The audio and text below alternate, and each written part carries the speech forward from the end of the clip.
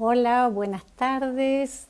Estamos transmitiendo en vivo este ciclo de charlas que estamos haciendo desde el MAP, desde la Red de Museos de Arte Popular de Latinoamérica. Un A las gusto, niñas Walter. felicitas. No te preocupes, Vamos a mucho contarles un mejor. poco a la gente que se está incorporando ahora vamos a dar 2 minutitos y te voy a contar un poco a vos también, que este fue un ciclo de charlas que hicimos, un poco estimulando una red de museos de arte popular en Latinoamérica. Y por supuesto que todo esto empezó el año pasado en plena pandemia y en plena angustia que nos dio este COVID y esta situación de tenernos acorralados, ¿no? Ujú. Entonces empezamos el año pasado charlando con Guatemala, con Perú, después estuvimos charlando con Uruguay, después estuvimos con Barranquilla haciendo un ciclo sobre qué significaba el carnaval patrimonial como patrimonio de las culturas de, bueno, Uruguay, Brasil, México, perdón, México no, Brasil, Colombia y Bolivia. Y en esta serie de, bueno, de experiencias, la verdad que fue muy, muy interesante porque, bueno, siempre vamos viendo cómo se va manejando cada una de nuestras instituciones, cómo nos afectó el COVID, cómo reaccionamos y cómo salimos adelante. Y fue realmente una experiencia muy interesante. Quería preguntar, ¿cómo Walter, hijo de médico alemán, y supongo que tu madre será una vasca mexicana, se volcó a la artesanía? Mira, primero que nada, muchísimas gracias por la oportunidad. Una felicitación a ustedes por esta iniciativa de armar estas charlas. Quisiera hacer un breve homenaje a Santiago Luzardi, un gran músico argentino que vivió mucho tiempo en Sevilla, que formó el coro de cámara de Sevilla y que acaba de fallecer por COVID en la India. Y que de que menos yo no tuve la oportunidad más que de gozarlo a través de sus discos, sus grabaciones, pero conozco muy bien a Rocío de Frutos, que es una maravillosa soprano y decía que es una de las pérdidas más importantes de este daño del COVID que ha generado. Entonces, un gran homenaje y dedicado a él, a Santiago, estas grabaciones. Y mira, efectivamente, mi padre era médico suizo-alemán y mi madre no era vasca, a pesar de que el apellido es totalmente vasco. Mi madre era hija de un médico indígena 100% del sur de la Ciudad de México, de Xochimilco, que fue un médico militar y que fue subiendo poco a poco y que llegó a ser un médico importantísimo durante la época de la revolución. De estos medio locos, porque se casó muchas veces con muchos hijos, pero bueno, eso no es tema actual. Pues mira, ¿cómo llegamos aquí? Siempre he estado ligado a la cultura, soy pintor de profesión, estuve muy metido con todos los pintores que estuvieron en México a raíz de la problemática que se dio en la Guerra Civil Española. Uno de los maridos de mi abuela recibió, él estuvo en España y recibió a Rodríguez Luna, a Enrique Clement, a Raúl Souto, a Pepe Bergamín, de los poetas de la generación de 25, y estuvimos en constante contacto con ellos desde muy pequeños. Por lo tanto, había esta relación con la cultura, con la pintura principalmente, y mis padres fueron gente siempre del mundo cultural.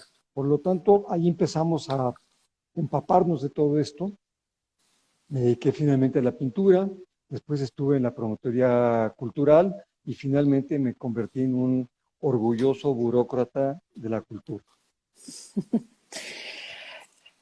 Antes estuviste en el Instituto Nacional de Bellas Artes y cuando se funda, a ver si estoy en lo correcto, en marzo del 2006 se funda el Museo Arte Popular, vos vas como director.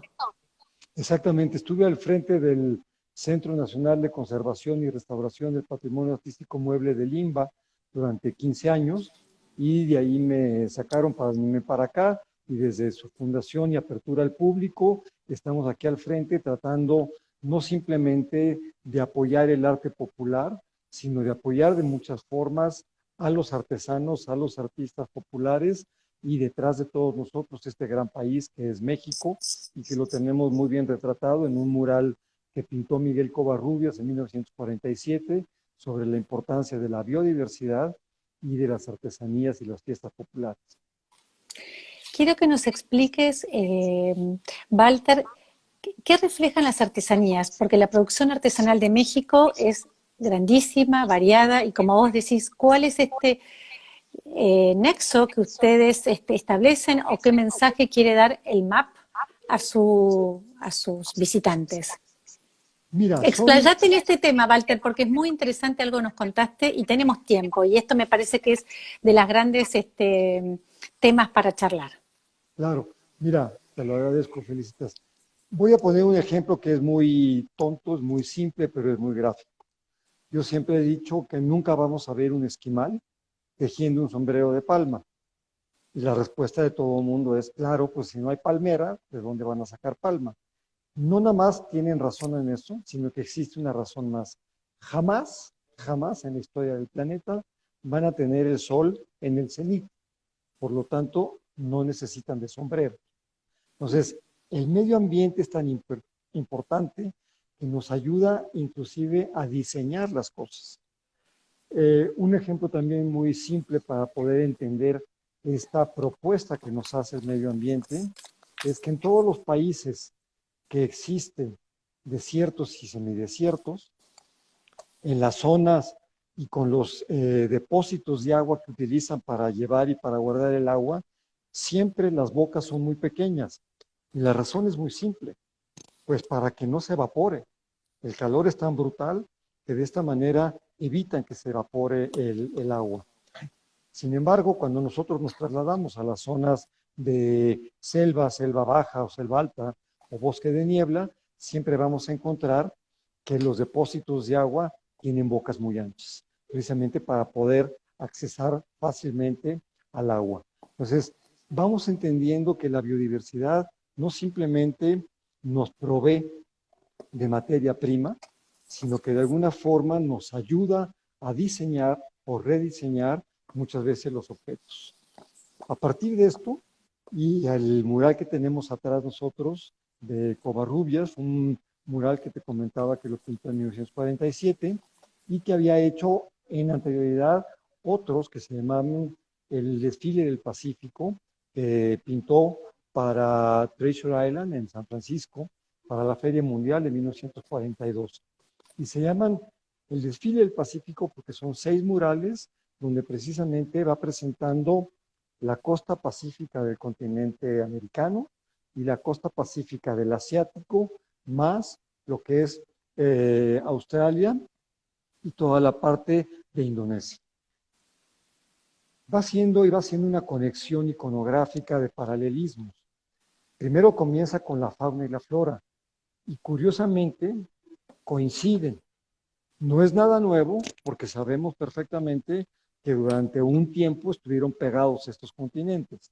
Entonces, al separarse simplemente hay un enorme cuerpo de agua que no permite, pero que en su momento estuvieron conectados. Y después hay otro mural que habla sobre el transporte, la indumentaria, la habitación, y va poco a poco demostrándonos que de alguna forma este paralelismo en términos de desarrollo, de etnias, de manera de vestirse, va siendo una realidad. Tristemente esto pasa en 1942, cuando la hegemonía de Estados Unidos se está implantando a nivel mundial y están diciendo que ellos son los grandes señores y el gran imperio, que no tenemos ninguna duda que lo sea, pero que en términos geográficos y en términos de biodiversidad, precisamente existía esa realidad. Entonces, cuando pinta este mural en 1947 para el Hotel del Prado, nosotros lo utilizamos precisamente como una especie de leitmotiv, una columna vertebral.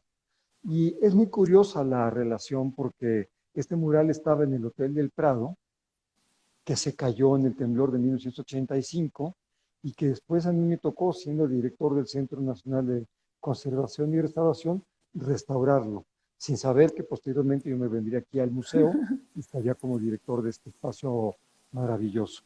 Entonces, en este mural, lo que hace Covarrubias es mostrarnos 12 perdón, 10 de los 12 bioclimas que hay en el país. Estos 12 bioclimas nos permiten tener precisamente una enorme posibilidad de fauna y flora, una enorme diversidad de temperaturas, que esto es lo que genera a la larga esa riqueza que tiene México en términos de arte popular. ¿Y por qué lo presentamos así de claro? Pues porque no es lo mismo los grupos étnicos que se asentaron en el norte del país, en la zona semidesértica, que los grupos étnicos en el estado de Oaxaca o de Chiapas. ¿Y por qué no son iguales? Pues porque efectivamente la naturaleza nos provee de una cantidad de elementos donde podemos precisamente alimentarnos, vestirnos, habitar, desarrollar la cultura, las artesanías, el arte popular, con una versatilidad que no se tiene en las zonas desérticas o semidesérticas. En la zona del sureste, en la selva baja, selva alta y en el bosque de niebla, vamos a encontrar una diversidad de tintes y de pigmentos que son impresionantes. México, como la India, se podía generar un mapa del país o de los países gracias a los tintes y pigmentos que había. Hay que recordar, nada más para todo el auditorio, que cuando hablamos de pigmentos, hablamos de productos minerales y cuando hablamos de tintes, hablamos de productos naturales. Son derivados o de animales o de plantas. En el sureste existen los dos materiales, por lo tanto hay una enorme paleta de tintes y de pigmentos. Mientras que en el norte del país, en la zona semidesértica, abundan los minerales, pero no hay tanto flora y fauna de donde obtener precisamente estos tintes. Entonces, esto va proveyendo de materia prima para hacer las cosas. Y por si esto fuera poco, cuando empezamos a darnos cuenta de lo que hay alrededor de nosotros, pues encontramos con que no nada más están las fuentes de recursos naturales, sino también las fuentes inspiracionales, las plantas, las flores, los pájaros, los insectos, los mamíferos, toda la cantidad de fauna y flora que están y se desarrollan en estos espacios que después se plasman precisamente en nuestro arte popular. Es prácticamente imposible hasta hoy, nuestros días, y dado a las herramientas modernas de Internet, que vayamos a encontrar hace unos años algún objeto, supongamos un cuenco de agua del norte del país, con una manifestación dibujística de un elefante. ¿Por qué? Pues porque no los hay. En cambio, vamos a encontrar víboras de cascabel, vamos a encontrar lagartijas, vamos a estar encontrando muchísima cantidad de insectos, mientras que en el sureste vamos a tener una enorme riqueza y colorido en la manifestación de plantas, flores y animales. Entonces, esto nos da precisamente dos enormes posibilidades, la materia prima y la fuente inspiracional. Y a la larga nos va a dar la posibilidad de que, como sabemos perfectamente, los grandes artistas académicos, por separarlos de alguna forma, Picasso, los músicos nacionalistas rusos, etcétera, se van a fundamentar en el arte popular para poder hacer sus grandes creaciones. Por lo tanto, se convierte un binomio entre naturaleza y arte popular para generar precisamente el abrevadero de donde todos estos grandes artistas van a tomar parte de sus creaciones y llevar a cabo su inspiración. Y esto se va no simplemente en artes plásticas, lo vamos a encontrar en todas las disciplinas artísticas. Para poner un ejemplo, pues simplemente los 5 músicos nacionalistas rusos que se fundamentan en las danzas de las zonas eslavas para poder hacer su música, en Pablo Picasso y cómo roba, como decía él, del arte africano popular para poder hacer los de Marcel Avignon y a partir de eso hacer toda una propuesta pictórica. Vamos a encontrar enorme cantidad de músicos como Maurice Béjart en Francia, donde se fundamentaba precisamente en las artes populares y en la danza popular africana para poder hacer muchos de sus movimientos. Y así vamos encontrando constantemente en México, obviamente, Diego Rivera, Frida Kahlo, que nos van enseñando cómo viviendo con todo el arte popular es que llegaron a ser una gran manifestación de obras artísticas de enorme importancia para México y para el mundo. Entonces, hemos tomado este mural como el leitmotiv, te decía, como la columna vertebral para poder desarrollar tanto el guión museológico como el guión museográfico del Museo de Arte Popular. Walter, interesantísimo lo que decís. Además de esos murales que vos estás contando, el museo tiene 4 salas con de exhibición permanente y otras tantas de exposiciones que son transitorias.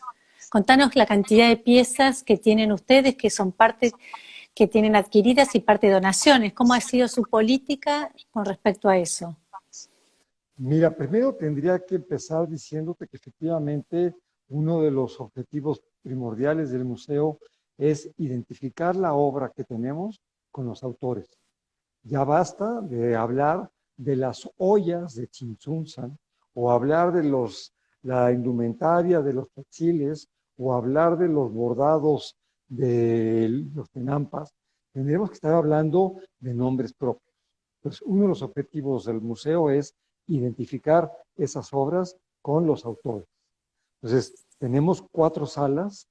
Una es Raíces, donde vamos presentando los 3 grandes grupos de biodiversidad que existen en el país y su conexión con el pasado prehispánico, con el pasado virreinal y con la época moderna. Y aquí me gustaría pararnos en decir que estos momentos, sobre todo el virreinal, se van conformando a través de una yuxtaposición, de un mestizaje de culturas. No podemos hablar simplemente, y prácticamente lo diría a nivel mundial, de generación espontánea. Todo el mundo hemos sido copartícipes de esta especie de mestizaje cultural que se ha ido dando, al igual que este mestizaje sanguíneo que tenemos en todo el mundo. Pues esta sala que vemos, la riqueza natural de México, comparte en el diseño museográfico con la historia prehispánica, con la historia virreinal y con la historia moderna. Posteriormente, en la sala 2 tenemos la vida cotidiana. Hablamos de un México moderno del siglo XXI, de las tecnologías, y nos olvidamos que una gran parte de la población del país sigue viviendo en zonas rurales y que nuestros orígenes vienen de las diferentes etnias que habitan este país y que nos han dado la personalidad, la cultura y el orgullo de sentirnos mexicanos. Entonces, estas gentes y muchos de nosotros seguimos conviviendo con todas estas manifestaciones de índole cotidiano. Y voy a poner un ejemplo muy simple.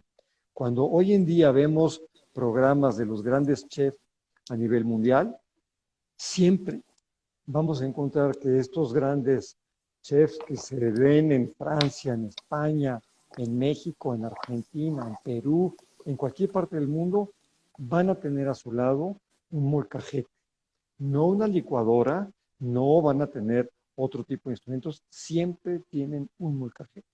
Y ese molcajete, que viene desde precisamente raíces prehispánicas, hoy en día es un instrumento cotidiano en la vida de cualquier habitante, cocinero o gastrónomo del siglo XXI.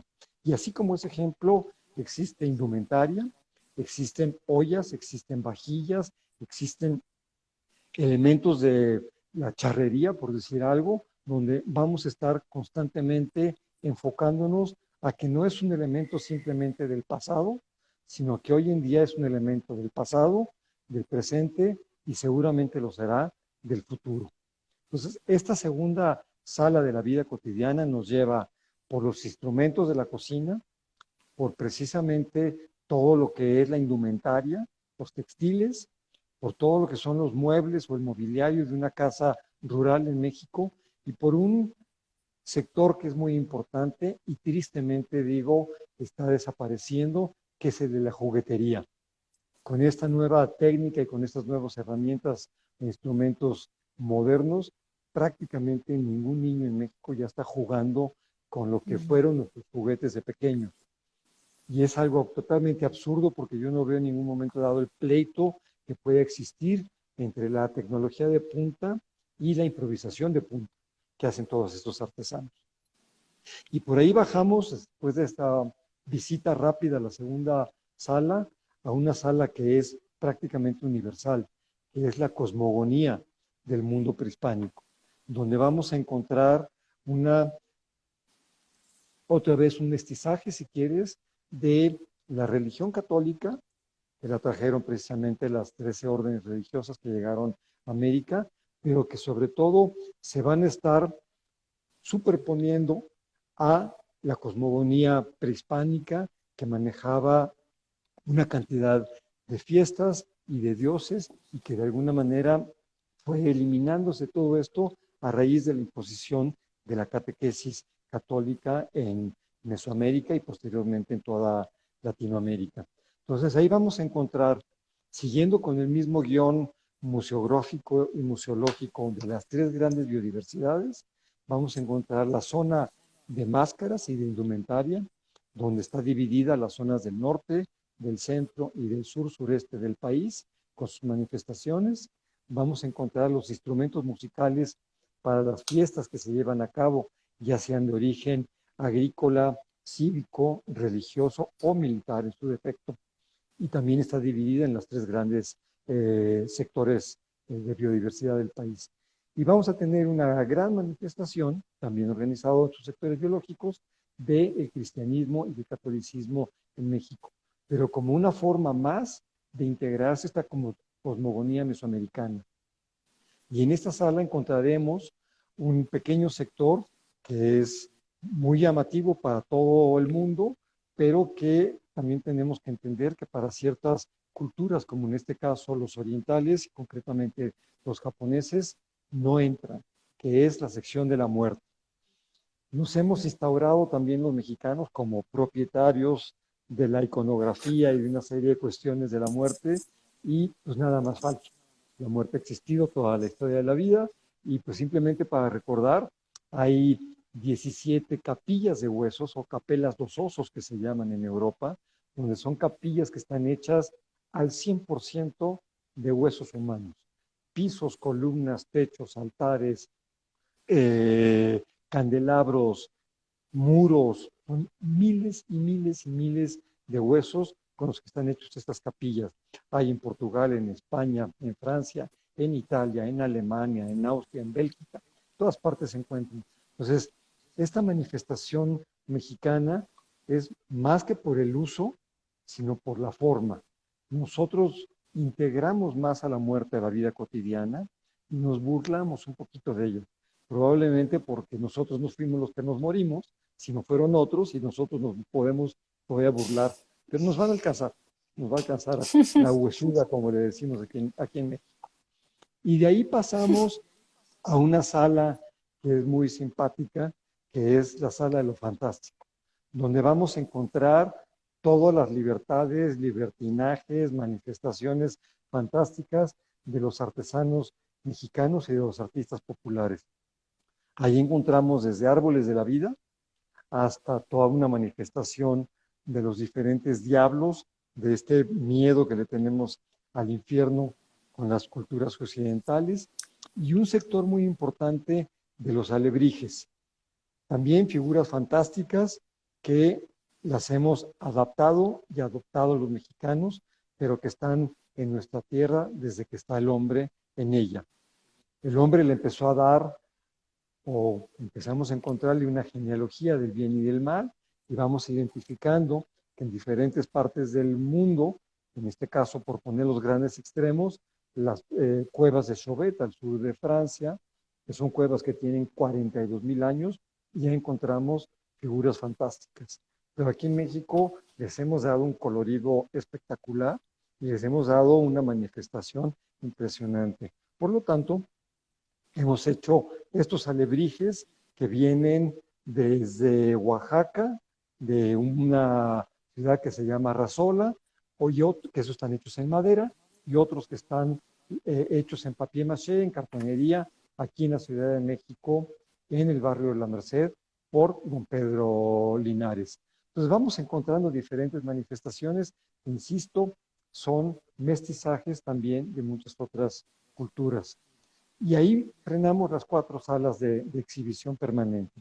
Son alrededor de 11,000 piezas las que tenemos en la colección del museo, aunque se exhiben permanentemente alrededor de 4,000, con un constante cambio para no hacer tedioso el recorrido del museo.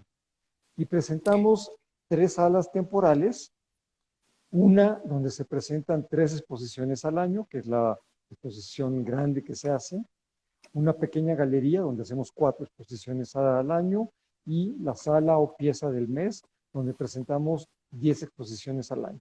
Entonces, esto es el universo que presenta el Museo de Arte Popular y aunque para muchos van a decir son muchísimas exposiciones, sí, son muchas de diferente tamaño, pero sobre todo queremos ofrecerle una diversidad permanente a los visitantes para que no vengan a decir, ah, pues yo ya fui una vez al Museo de Arte Popular, no regreso.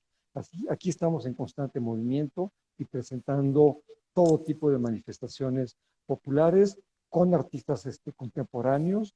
Tenemos, por ejemplo, una bienal que llevamos 6 ediciones de ella, que se llama Arte Sano entre Artistas. Esto es arte sano saludable. ¿Por qué? Pues porque conjuntamos a un artesano con un artista académico o con un arquitecto o con un diseñador industrial. Y entre los dos tienen que generar una pieza donde los dos suman su expertise, sus conocimientos, sus oficios, y esto genera precisamente piezas como las que nos brindó desde 1919, perdón, Walter Gropius con la conformación de la escuela de Bauhaus. Lo que acá en el vivo tenés un club de fans, Walter, que están diciendo que el museo es maravilloso, que las salas van cambiando, tu capacidad se nota y tus reflexiones, realmente lo que es el museo, ¿no? Actualidad, conexión, como decís vos, con la tecnología, este vínculo que haces con los artesanos y los artistas. Contanos un poquito cómo haces también, porque para hacer este nexo entre las artesanías y la tecnología o lo contemporáneo.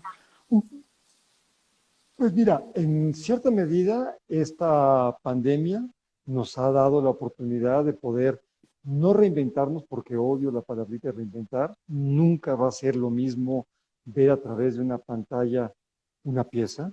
La sensación que yo tuve cuando estuve frente a David de Miguel Ángel o en Teotihuacán ante la pirámide del Sol, jamás la va a poder reemplazar ninguna imagen, pero sí es una herramienta nueva, es una herramienta que permite el acceso a muchísimos públicos de todas las edades y que esto es lo que hay que saber aprovechar.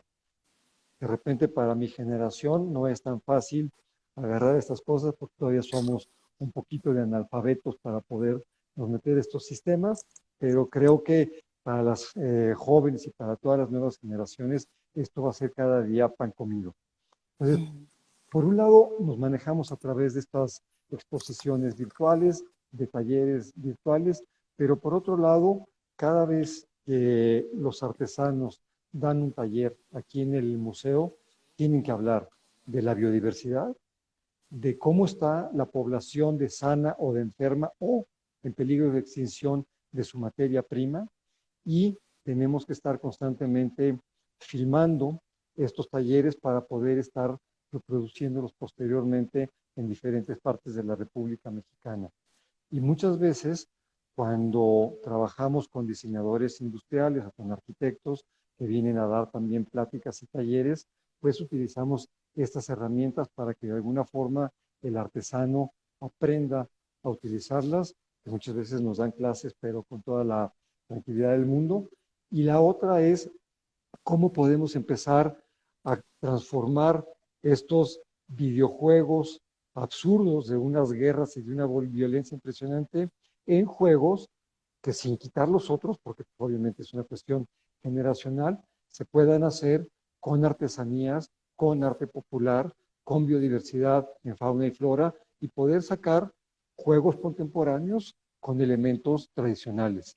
Pues esto de alguna manera es como los impulsos que hacemos, y estar una formulita que me enseñó mi padre, constantemente al lado de las nuevas generaciones, que son los que nos van a sacar, pero los que nos están enseñando constantemente cómo hacer las cosas. Esta sangre nueva que nos impulsa y nos llena de ideas y de propuestas, y que nosotros ya en plan de salida vamos tratando un poco de conservar y de darles forma, un poquito como en la panadería, pero que nos están enseñando a trabajar con los nuevos públicos de una manera probablemente más tecnificada, pero sobre todo sumando las experiencias de los dos de una manera más amable con todo el mundo. Fantástico lo que decís, Walter. Y veo que también ustedes desde el MAP organizan aparte seminarios para mujeres microempresarias artesanales. Y también vi que ustedes organizan, que eso me parece muy interesante, cómo también involucrar a los funcionarios públicos del gobierno, a todo el tema de lo que son empresas culturales. Hacen ustedes constantemente también educación, no solo en el público, como decimos, en los empresarios y en la gente joven, sino también, ¿no?, en todo el área ministerial, en todo el área de gobierno. Contanos un poco sobre eso, que me parece muy interesante. No hay que dejar ningún sector sin atacar, ¿no? Sin atacar, no, pero por lo menos sin educar y sin formar. Totalmente de acuerdo, Felicitas. Mira, en el caso concreto del seminario, es un seminario que se da una vez al año, lo da la doctora Marta Turó, que es una antropóloga con unos conocimientos y una experiencia formidable, y que es una de nuestros gurús en términos de arte popular en México.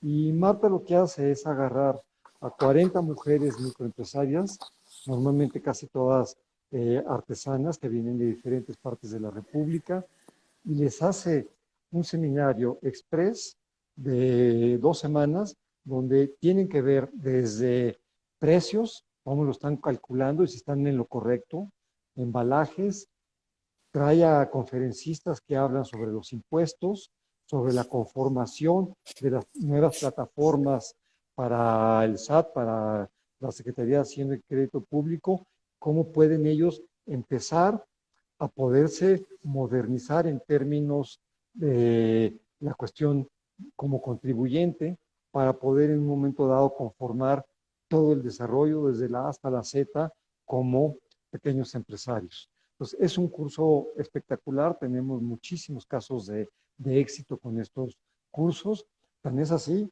que ya nos dicen los artesanos que no seamos sexistas y que abramos un curso también para artesanos y no nada más para mujeres artesanas empresarias. Por otro lado, dime. Sí, seguí, perdón. Por otro lado, empezamos yo creo que con una cuestión de ética profesional y que ya te podrás imaginar con un padre suizo-alemán como fue la educación en la casa. Ahí no había posibilidades de jugar ni de rechistar. Había que precisamente hacer lo que se nos decía muchas veces, inclusive nada más con la mirada. Entendíamos perfectamente las cosas.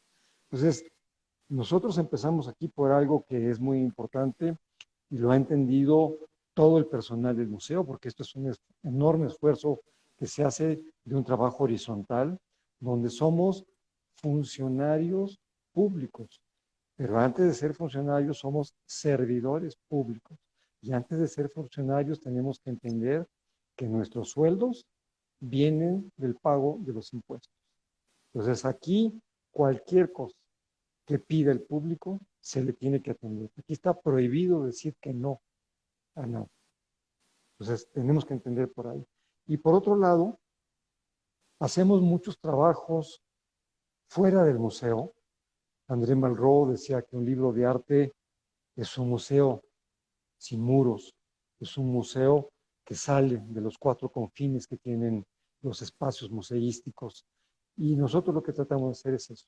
Tratamos de irnos a las calles, organizamos un desfile de alebrijes monumentales que es espectacular y que involucramos, y aprovecho para agradecer a todas las autoridades de la Ciudad de México, porque desde la jefatura de gobierno hasta los departamentos de limpieza, trabajamos para poder llevar a cabo un desfile de esta naturaleza que sin el apoyo de ellos no podría ser viable. Y estamos muy metidos con servicios educativos en hospitales. Y me vas a decir, ¿qué hacen los museos en los hospitales? Pues tenemos una cantidad de público cautivo que no se puede mover en un hospital, que podemos llegar nosotros tranquilamente con ellos y con los familiares a ofrecerles unos ratos de descanso, de ocio, de aprendizaje de diferentes oficios, de aprendizaje de la historia de México en términos de biodiversidad o en términos artesanales, y que dejen de pensar durante 2, 3, 4 horas en que los van a operar, que tienen posibilidades remotas de salir adelante de sus enfermedades. En fin, hay enormes posibilidades de trabajar con los hospitales en diferentes partes de la capital, que es donde nosotros estamos.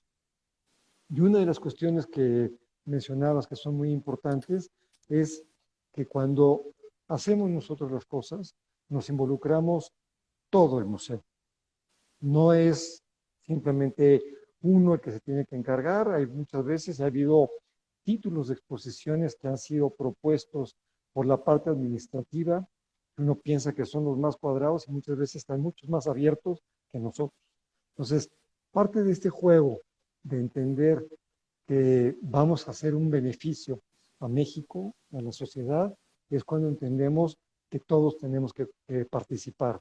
Y cuando digo todos, es desde limpieza, desde intendencia hasta la dirección. No podemos dejar a nadie fuera de este asunto. Vivimos gracias a que es un equipo de trabajo y vivimos gracias a que podemos entender que es una sociedad donde lo importante es sumar para multiplicar y no dividir, que a la larga resta. Walter, ya se nos está acabando el tiempo y hay muchas preguntas para hacer. Por ejemplo, acá preguntan, Walter, defina por favor qué diferencia entre arte y artesanía. Yo no le hago ninguna diferencia. Aquí está por sectores, sobre todo en términos comerciales e industriales, para cuestiones fiscales, pero yo no le encuentro ninguna diferencia.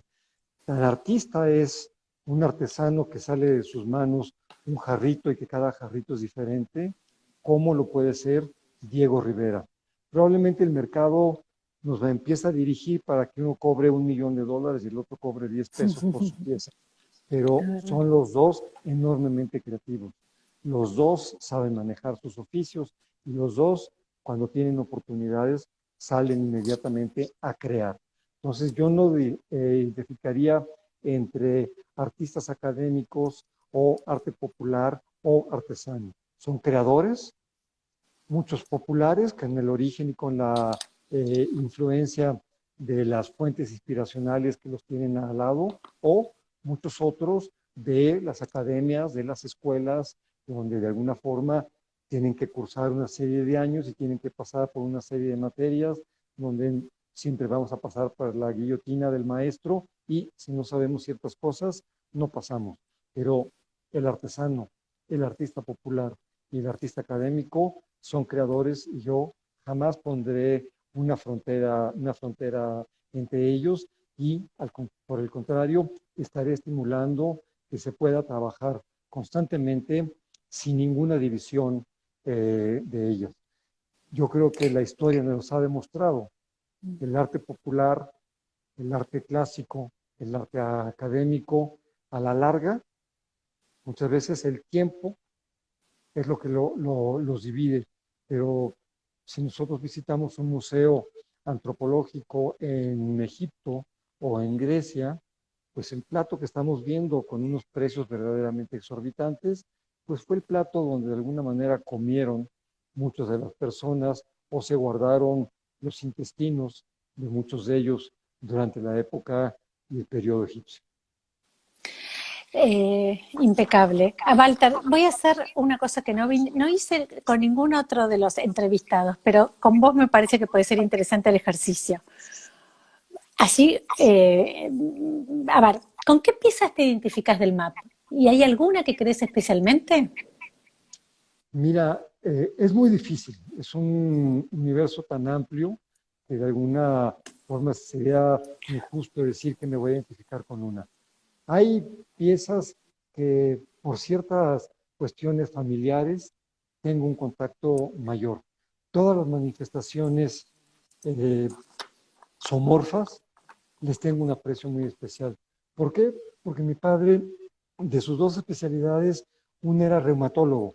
Y la gente que le pegan las reumas y las artritis normalmente es gente de pocos recursos. Y a mi padre le pagaban con animales. Entonces la casa era verdaderamente un zoológico.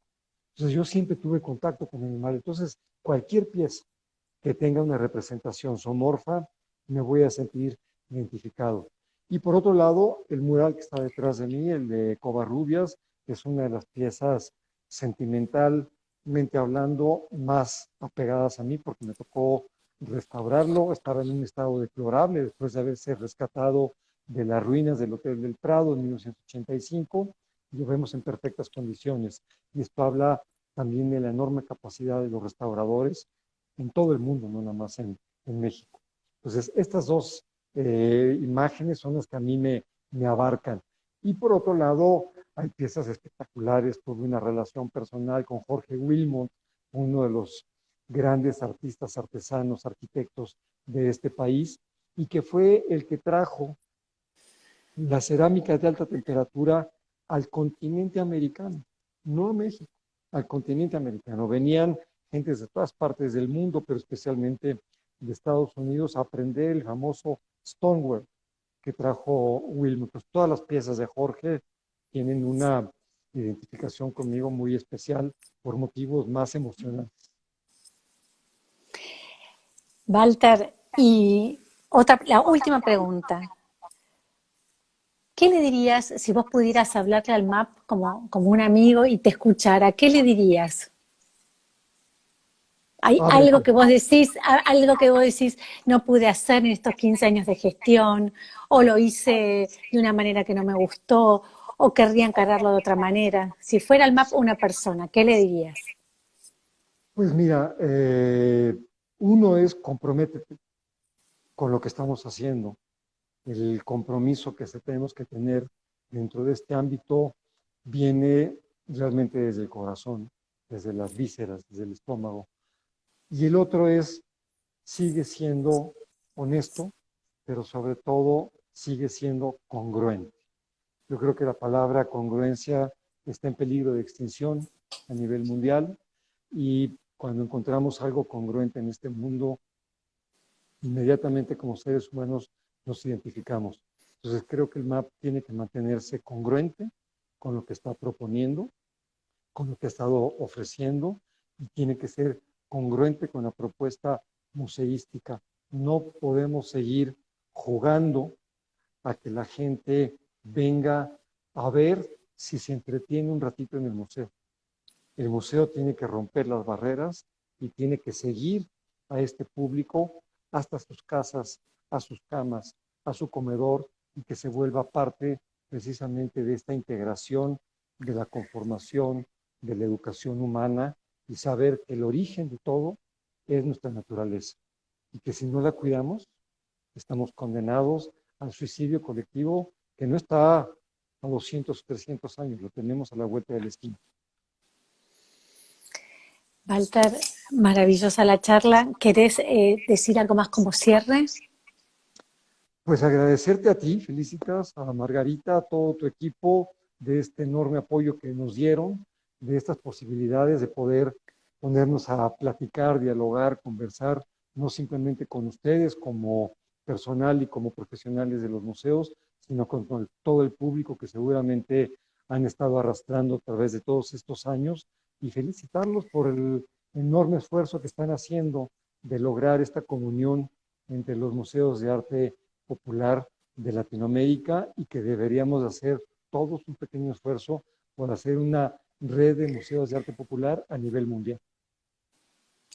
Creo que, Walter, lo que decís es un poco el espíritu con el equipo, con Margarita Barreto, con Paola Fritz, con Mirta Bialogorski, con todo el equipo mujeres, con Camila Feal, con Ana Clara Friedman, con todo el equipo femenino que tenemos en el museo, fue la intención desde el inicio del año pasado para sentirnos menos cercados por el COVID en realidad.